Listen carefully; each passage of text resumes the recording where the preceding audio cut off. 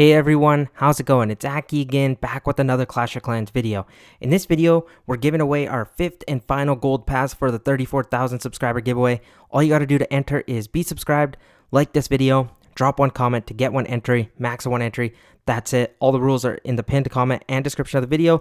The winner will be posted after tomorrow night's video, so in exactly 24 hours, give or take a couple hours. Don't just panic, but it will be there in the community post section.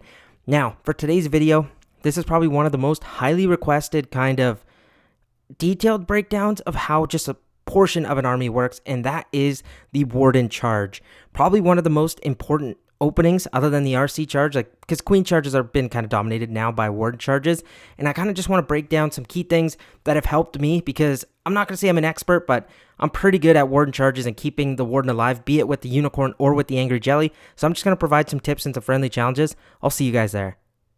Okay, I wanted to bring out the drawing tool for this. I feel like it's really going to be helpful. So it doesn't matter if you're using Rocket Launch Fireball. It doesn't matter if you're using Root Riders with Fireball.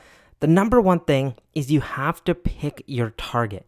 So for example, when I was doing that Root Rider army, I wanted to Fireball this CC out, right? That is our main thing, and I'm just going to make this a little bit wider so you guys can actually see this. Let's zoom in. The CC is our target, right? Number one. After that, you just have to pick a location of what's your best point of entry. So there's 4 of them. Here, up top, 2, 3 over here to the right, and 4 down here, okay? But you can see the Town Hall is usually a really big enemy of your Warden Charge. Your Warden takes so much damage, so that's an area to avoid. So we're just going to do that in a different color. We're going to go yellow here. We're going to be like, you know what? I do not want to kind of enter in here near the Town Hall. That's not really my plane of sight. Well, then, let's check this out. There's a single target Inferno over here and a single target Inferno over here. Those are also just stuff I do not want to run right into, because you're going to have to invest a lot of spells, be it invisibilities, be it free spells, to distract. Or you can get a skeleton spell, but we also do not want to just put everything in towards our Warden. Because, yes, it's good to supply your Warden.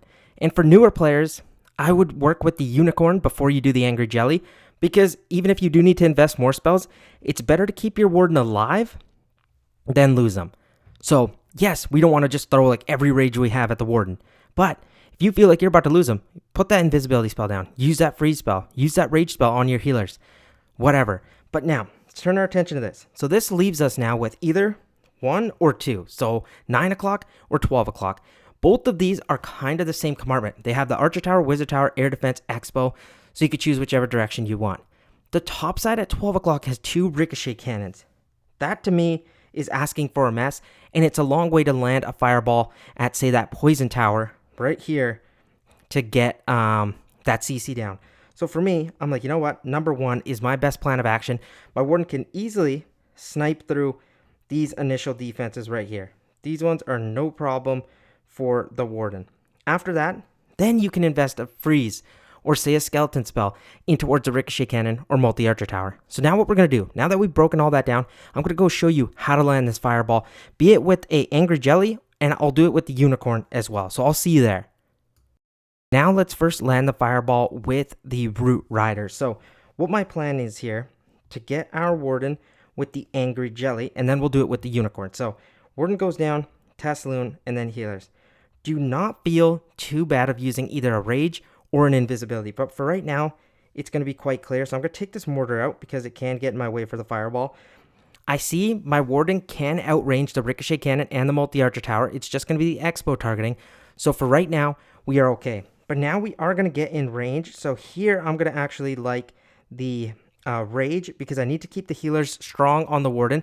If you feel like you're still getting overwhelmed, you can add some additional spells, but I think we are good. Once this effect wears off of the Angry Jelly is when I like to launch the fireball. And as you can see, he's starting to target random stuff. So I'm going to go invisibilities like this. There we got our target required. Boom, Inferno. Look at that. Down goes the CC. See what I mean? That was our target. Done with the Angry Jelly. Okay, now let's land the same fireball, but this time with the Unicorn. So not much is going to change. But here, you can control your Warden a little bit easier because he knows he's just going to be targeting trash. So to make it a little bit easier, I like to pick off some buildings to just shorten up the walk so it doesn't take as much time. That's something you can get used to. You can play around with if you feel like you like it. If you don't, no worries. And at this point, we're good. We're not going to get over 20 camp space because that's what's going to lure the warden over when you're using the unicorn. I'll explain some more details for the angry jelly in a minute. So as you can see, the warden is going to make it through that wizard tower, no issues. Going to make it through that air defense. And now it's only going to be targeting the expo. Remember, we outranged the expo. Sorry, not outranged the expo, but the multi-arch tower and ricochet cannon behind it. Usually, we want this to last a minute. So now what we're going to do is we're going to rage our warden up here. We're going to let him fight through this ricochet cannon. Once he moves over, we're going to start getting our invisibilities in. Now, perfect like this. And then we're going to still launch that same fireball. And look, I'm about to lose my warden. Look what I do. Invisibility to keep it alive. And then you can keep it pushing. But that's all I wanted to show was the fireball land. Now I'll see you in the next one. Okay, one thing I wanted to touch on, I'm just going to let this attack kind of go just for some background noise here, but we're just going to play around with the warden. One thing I did want to explain though is once you have the angry jelly effect live, so watch this. While it's active, it doesn't matter how many troops you put down, the warden is not going to be lured by the root riders. It's going to just go off and do its own thing for the time being while it's active. At max level, it is 25 seconds for the angry jelly. But now I'll show you another example of where it becomes active, and then we'll do this again because I feel like this will kind of explain it a little bit better. Sorry, was editing and had to jump back in here. The ability for the angry jelly at level 10 is actually 35 seconds of duration. I misspoke there, so I do apologize. But now let's get back into some more examples. Okay, but now I wanted to jump into this example. So once the angry jelly effect wears off, so after 35 seconds, how does the warden actually be lured?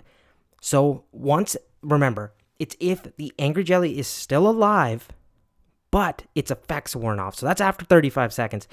Then you can lure the warden with 3 rocket loons. So over 20 camp space. I'll show you the example when that's actually not the case and you need more too. So wait on this. So the angry jelly effect is about to wear off here. Once the angry jelly starts moving forward, you'll see this. And then that's when I can use 3 rocket loons to get the warden's attention to where I want, say near this wizard tower. So I get the 3 rocket loons, boom, the warden starts following along. Now I'm going to show you the example where that actually doesn't work and you need more rocket loons, like 4. Okay, here's the last really key example I want to show of how the warden gets lured. So remember, the attack starts 35 seconds until the angry jelly effects wears off and it dies. Look how differently you have to react. It's not going to be 3 rocket loons. It's actually going to be 4. So sorry for the spoiler, but I feel like I'd get that across.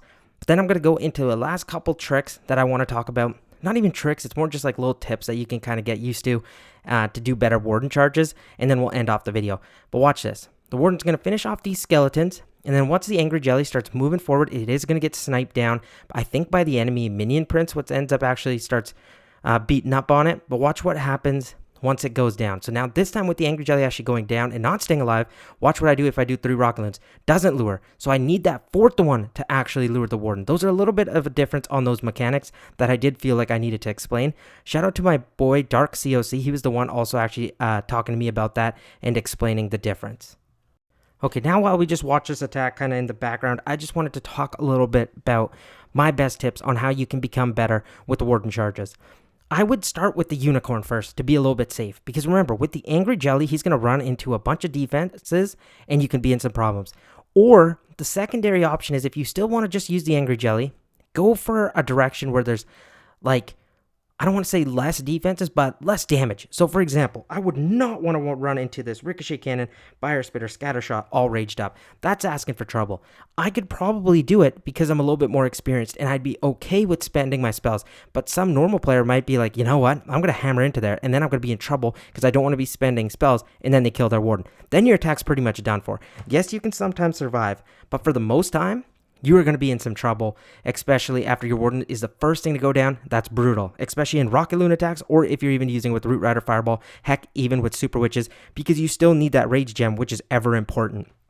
Next tip from that is don't feel afraid. Sometimes I say don't invest every spell you have in towards the warden charge. But if you feel like you have a distinct area you want to go to and you feel like the value is just too crazy. So for example, if we had this whole thing with the CC kind of in the middle, and you want to go for that, it's okay to spend some spells to get your fireball near there. Because remember, you're going to have to. Your warden's not just going to charge into all that damage and then be totally fine. He is going to get wrecked without some spells like a freeze or an invis or a skeleton spell or a rage. I usually like to go, if I'm starting out and learning, a rage is usually your best friend on the healers. Remember, you want to rage the healers and kind of where they're going. Because if you don't rage your healers up, your warden's still going to go down. It's not going to, you don't want extra damage from your warden. You want extra healing from your healers. Next, another one is good, is always old reliable, is a free spell. Worst case scenario, and you're just like really struggling, you can't get your free spell, just spam down an invis spell, and that can really clutch things up for you guys as well. Other options that I really like is, man, I know I'm going to sound like a broken record here, but friendly challenges are your best friend. Practice. No one gets really good at warden charges after one day. You have to keep grinding with them. You guys got to remember, people call me a good attacker.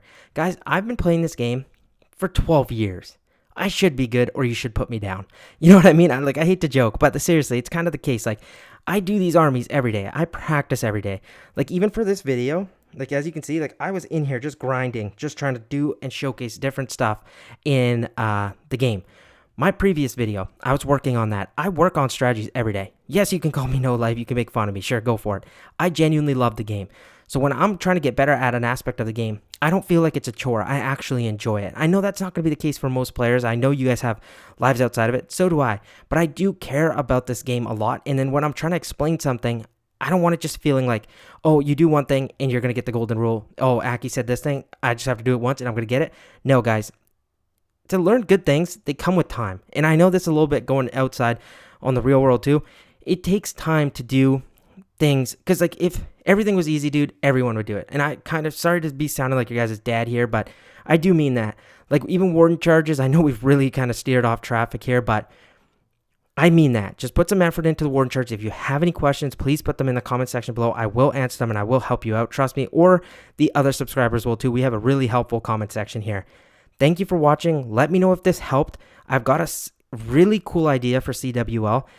It will be showcasing attacks, but I think it's going to be something different that you guys are going to really like. And I guarantee you, if you watch that video, you will get better at Clash of Clans. I can 100% guarantee you that, and I can't wait to do that. That will be coming out in the next maybe 2 or 3 days, but that's a little bit of a spoiler and a little tease to leave you guys on. Remember, last giveaway is for the gold pass for the 34K subs. All the rules are in the pinned comment and description. Thank you for watching. Give me some feedback. Was this good? And I really would appreciate that. I'll see you in the next one. Peace out.